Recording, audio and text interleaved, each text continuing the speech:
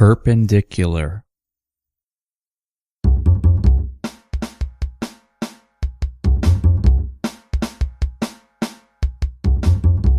When you woke up this morning, did you purposely say, I'm going to confine myself to a box? Or do you just avoid putting any conscious thought into today?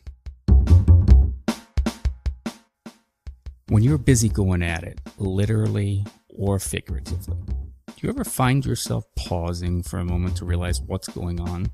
Or are you just reacting? When you hear the saying, "May I have your attention, please," do you continue as you were, or do you consider the information you're about to receive might actually be valuable?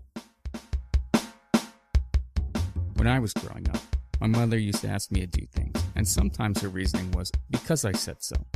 Looking back, I wish perhaps I took the time to pause, think, and consider the ramifications of my choices. Good Tuesday to you. Today is Tuesday, September 13th, 2016. This is episode number 2 of Pause, Think, Consider. Just wanted to take a moment to thank everyone who tuned in and listened to yesterday's episode number 1, the inaugural episode of the podcast Pause, Think, Consider. If you didn't have a chance to listen in, it was essentially a double-stuffed episode, with the first half being about ultimately how this project came to be, and the second half examining and looking at a concept called the pendulum effect. Really curious if you have the opportunity to go back and check it out to get your thoughts, feelings, and opinions on the pendulum effect. And for those of you that are looking for an easy way to subscribe, ultimately you can go to the website pausethinkconsider.com. On the right-hand side, you'll see all the various ways that you can subscribe. Probably the easiest way for the most number of people is going to be subscribing to the podcast with iTunes. You can also go to iTunes. We're officially live, up and running, have all of the episodes up there, all 2 of them now at this point. But you can go to iTunes, simply do a search for Pause, Think, Consider, and you should hopefully, if everything is firing on all cylinders, be able to find not only this episode number 2, but also the first one. Today, I want to get into the concept of awareness and ultimately focusing on self-awareness. Now, when I started looking at the topic of awareness, there's actually several different types, and I want to, again, specifically go into self-awareness, but here's a couple of different types of awareness that you may or may not be aware of. First, there's informal awareness, which is essentially the sense of who's around and what they are up to. An example would be information you might know from being involved with, say, a case if you were a lawyer, or if you were a marketing manager, having an understanding of the financials of the company and so forth. So that would be informal awareness. There's also social awareness, which is the information you maintain about a social or conversational context. This is a subtle awareness maintained through nonverbal cues such as eye contact, facial expressions, etc. There's also group structural awareness, which is the knowledge of others' roles, responsibilities, and status ultimately to your group. It's an understanding of group dynamics and the relationship another individual has to that group. And finally, there's also workplace awareness. This is a focus on workplace's influence and mediation of awareness information, particularly the location, activity, and changes of elements within the workspace. So potentially those, and I will have the link to it, the link for today, if you like to have any more information in regards to the show notes, for links, people that have been mentioned, topics, any kind of article that is referenced on today's episode, you can go to pausethinkconsider.com/ all one word, self-awareness, because ultimately our topic is on self-awareness. So in examining what exactly self-awareness is, the best way that I've been able to come to a definition for myself personally is self-awareness equals consciousness. It's physically being aware, being present, and having an understanding of self, and just being, for lack of a better term, on top of what's going on in and around the world that you're in. And there's a few specific examples that, for me, really signifies whether an individual has good self-awareness or not so good self-awareness. The first example is, and I see this ultimately on a daily basis, and it always makes me think. As I mentioned in the first episode, I'm somebody, when I'm driving, I don't actually listen to music. And I don't listen to music because I have so many different things that are ultimately wrapped up in my brain that I'm thinking about, but also from a distraction standpoint. And not that I haven't, full transparency, not that I haven't ever listened to music when I was driving, but it's been a change that I've recently made within the past 3 to 4 years. And driving awareness is something that I really take notice to. When simply going down the road and seeing somebody cut me off or cut somebody else off, or accidents that happen, ultimately I think it comes back to awareness. And while I am not a parent at this current point and juncture, I believe from a parenting standpoint, the most valuable skill that, if I could pass one single skill across to my children, to my family, it would ultimately be self-awareness, in this sense of having awareness, being oblivious to what's going on. You're setting yourself up ultimately to be in situations that you may or may not have wanted to be in, and ultimately may not be prepared for. And there's several different topics that we could spin off in terms of this, but I really just want to focus on squarely on awareness. And so, coming back to driver's awareness, to give you a story in context, when I went through driver's ed and ultimately went through my exam for getting my driver's license, which I didn't actually do until I was 19 years old. I had really no reason to get my license prior to that. Growing up, for whether it was elementary school, middle school, or even my high school, very fortunate to live within a mile's walking distance to all of those schools.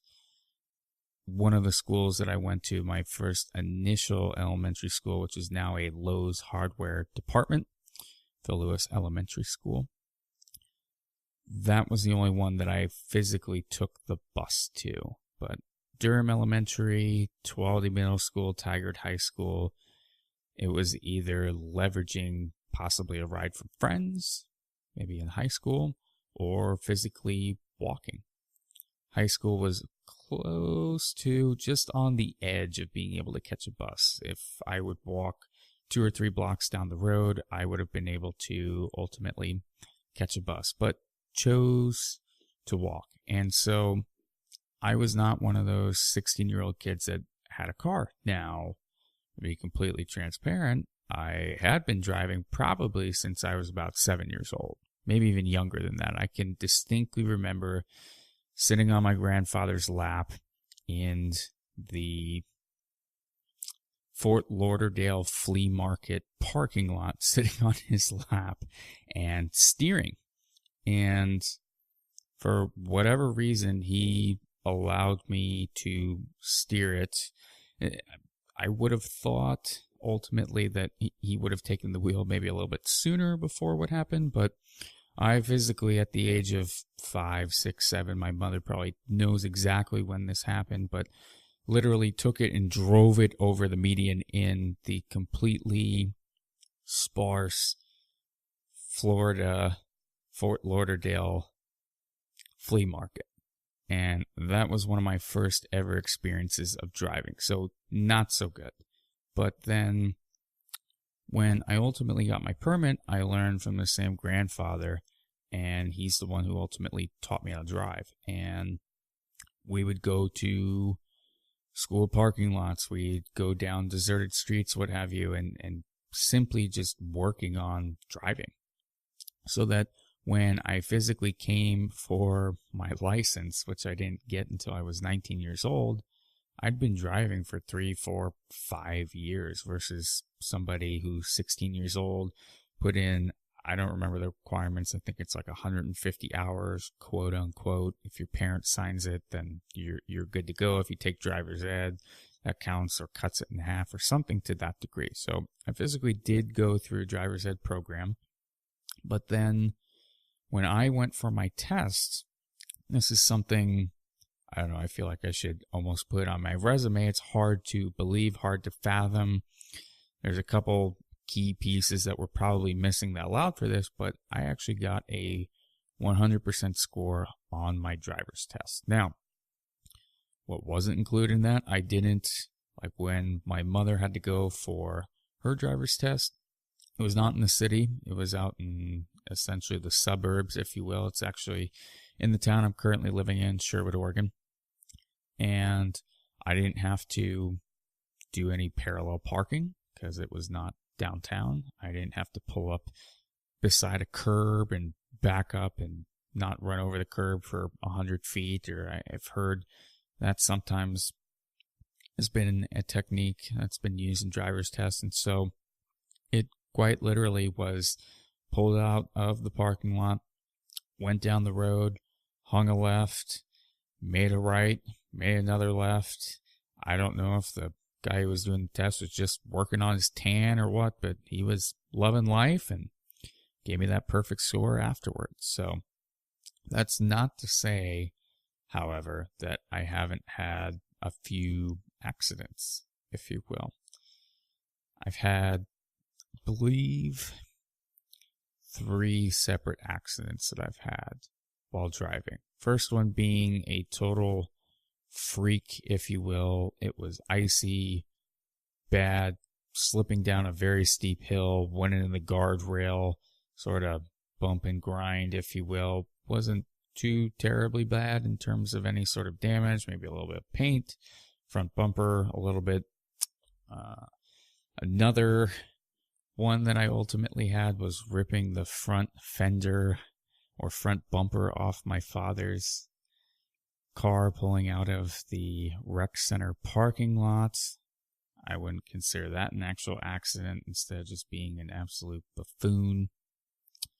And then the other one, which ultimately isn't on the record, was able to smooth it out with the individual and really gets into this whole awareness concept, was being downtown Portland, seeing a cute girl walking down the street, enamored with her in essentially what was bumper to bumper traffic, and I hit the right pedal instead of the left and love tappy on the rear bumper of the car in front of me. Didn't have enough time to actually stop. We pulled over, checked it out. It was a rental car, which made my heart sink even further. But fortunately, there was no damage, moved on, and I feel like this is almost confessional for me at this point because it hasn't been spoken until this point in time. But that is the real point that I'm getting to in terms of awareness when it comes to driving. And one of the concepts that my mother has tried to instill in me, and I guess I utilize it here and there. It's not one of those things that I firmly believe in, that I utilize carte blanche, a blanket statement. But she used to always say that when you see somebody that's essentially being a lunatic and they are going in between merging between three different lanes, cutting people off, I think we can all visualize what that type of individual looks like when driving. My mother used to always make the statement that if somebody is in that much of a rush, instead of letting it piss you off, and instead of letting it essentially aggravate you, why don't you take the perspective of that? If they're in that much of a hurry, perhaps it's important.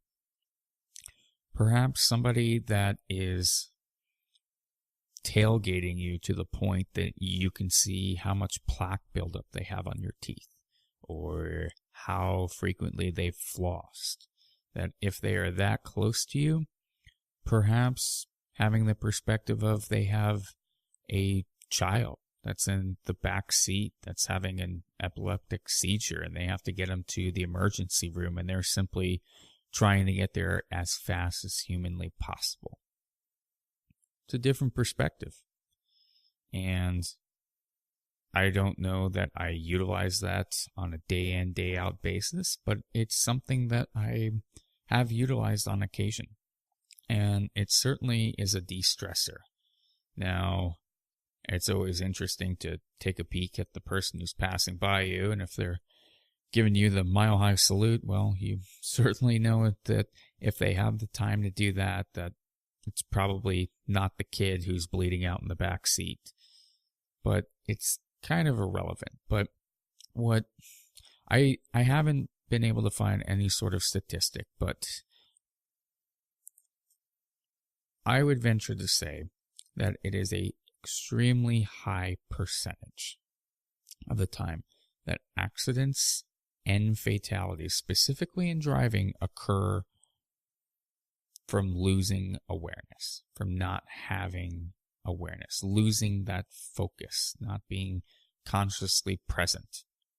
For me, again, I don't utilize music. That's not to say that anybody who utilizes music is being unsafe.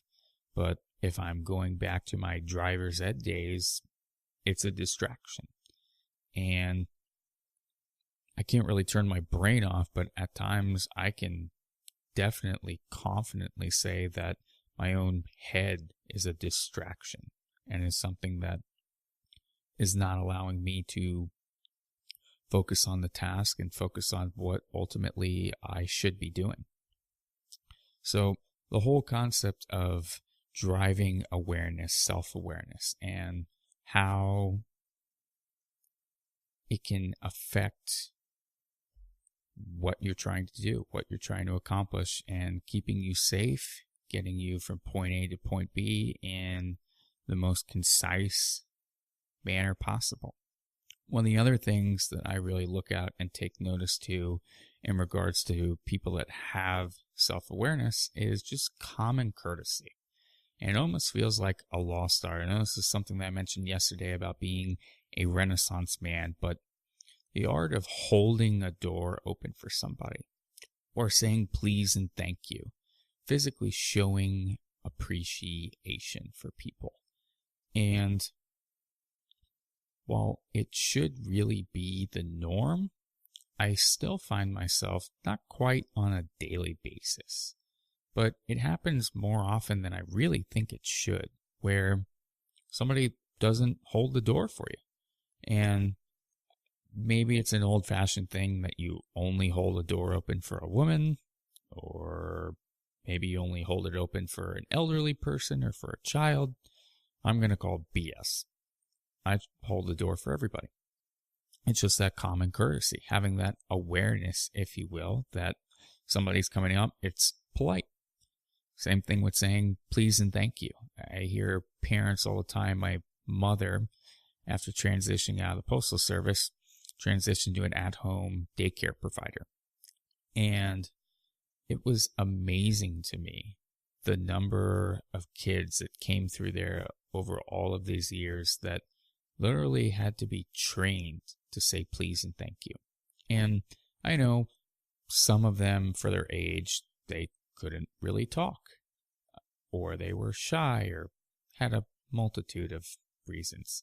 But to physically have to train somebody to say please and thank you, especially for the kids that you knew were old enough and you knew could talk and you knew right from wrong, and it's just not being a part of their makeup to say please and thank you. It just, those types of things just baffle me. And so it really brings me to, well, if you don't have the self-awareness, if you're the type of person that's always cutting somebody off, you're always in a hurry, it really makes me wonder, and same thing with not holding the door open for you, is it really all about you? Or is it a level playing ground? Is it really all about you, or is it a level playing ground? Is it your ego that's getting away? Or perhaps you just have really poor self-awareness.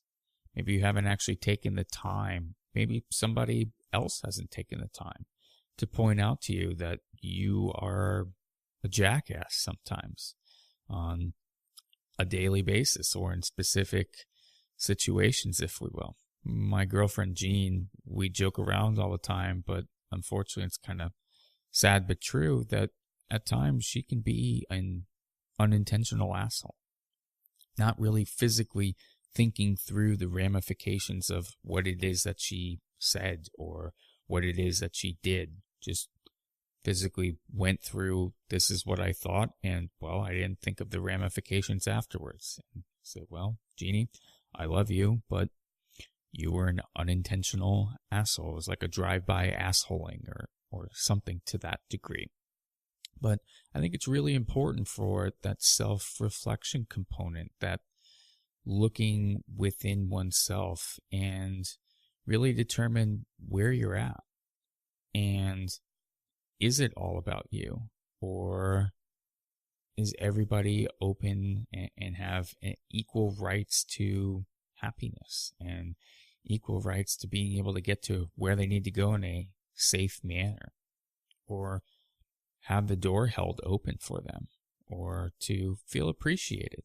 And this is a complete sidebar and a topic that we can certainly go into for a future episode, but I look at marriage and marriages that disintegrate, that don't work, and you could say that they've fallen out of love, that somebody cheated, that they're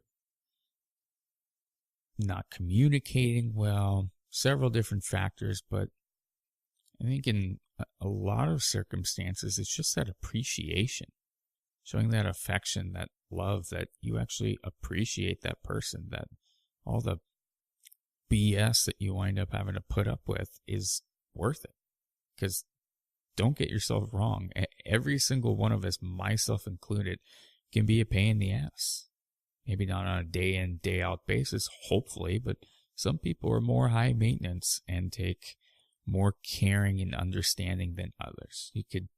I used to love when I did the online dating scene. It's, oh, I'm real low maintenance. Yeah. Oh, I get along with everybody. I'm really funny. And how do you quantify that?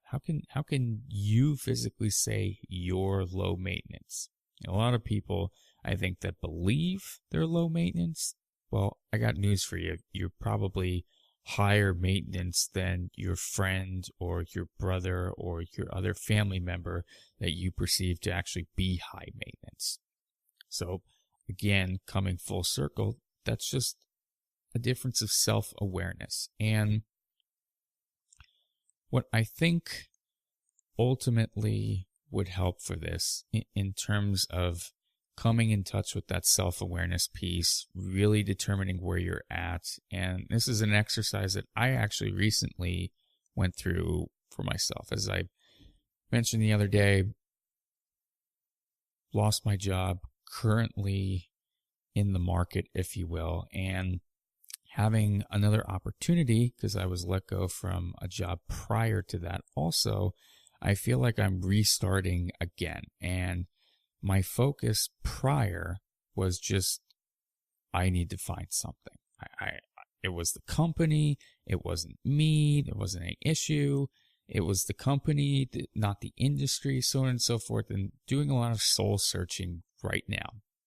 And essentially, my LinkedIn profile, which I leveraged for the search engines of recruiters, if you will, it was 100% guided towards trying to be found. And if you haven't had the experience of aligning your resume and aligning your summaries and your careerbuilder.com and LinkedIn profile to make it search engine optimized, I can tell you personally, it is a daunting experience because the number of phone calls that you will get if it is positioned correctly is overwhelming. And it isn't from the standpoint of that you have so many opportunities you don't know what to do with. No, it's all of these contract positions that everybody is vying for and everyone is trying to fulfill that spot. For example, Nike. When Nike puts out a job posting, they literally have hundreds, potentially even across the country, hundreds of different job recruiting services that get the same job.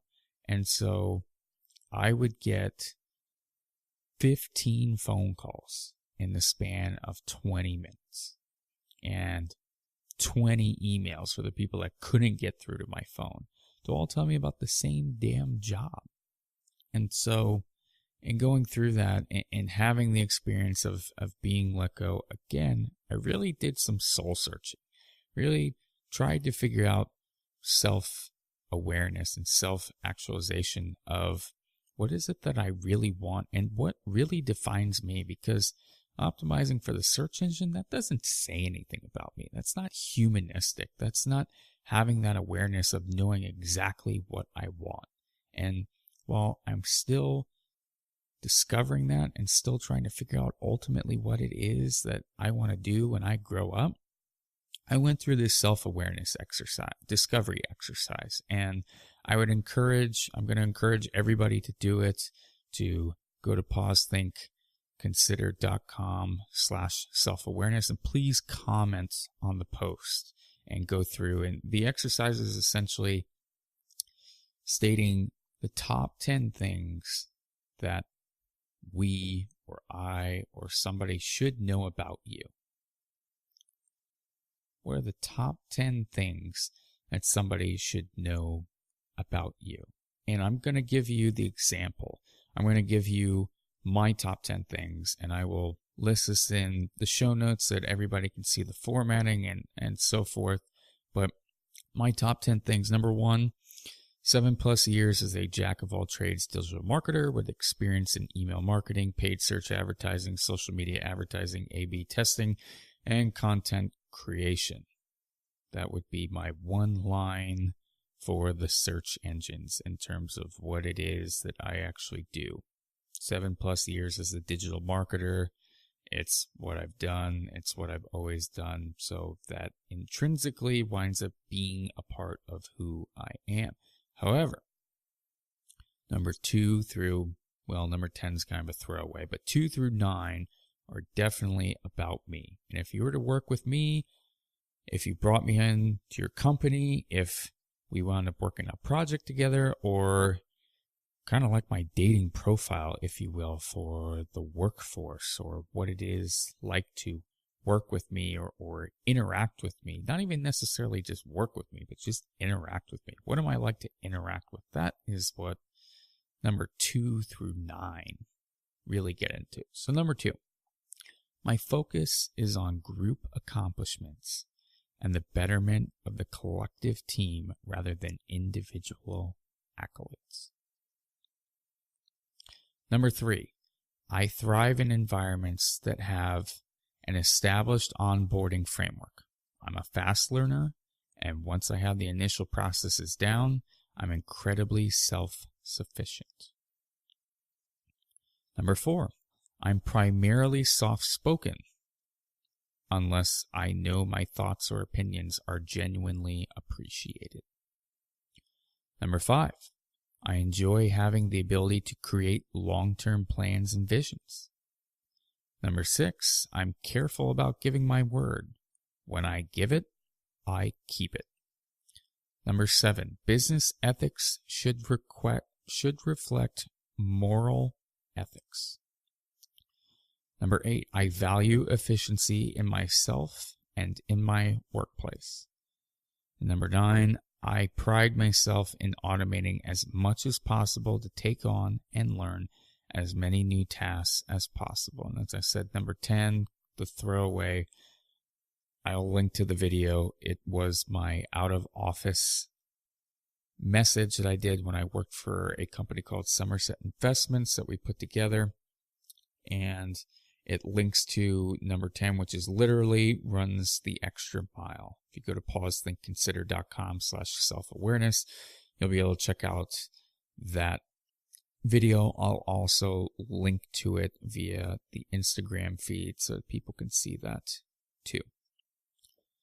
So I'm curious to have you physically go through this discovery exercise. And for me, how I went about doing it, and hopefully you get a flavor for what it is that I'm going for in terms of self-awareness and this discovery of what it is that I ultimately believe myself to be. That if you don't want to say the saying, you can read a book by its cover, but if having never listened to me, never met me, if you got these 10 things, hopefully it would give you an idea of what my morals are, what my ethics are, what I'm passionate to a certain degree. I mean, I have other things I'm passionate about: sustainability, food, basketball, officiating, etc. But these things are core to the type of person that I am.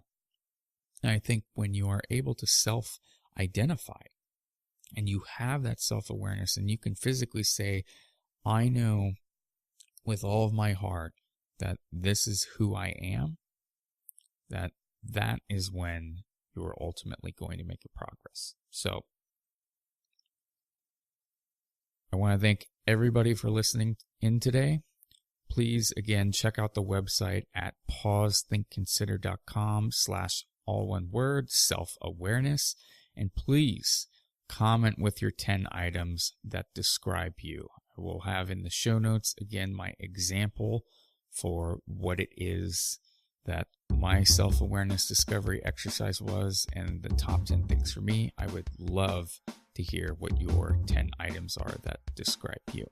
And I look forward to talking to you all tomorrow on Pause, Think, Consider.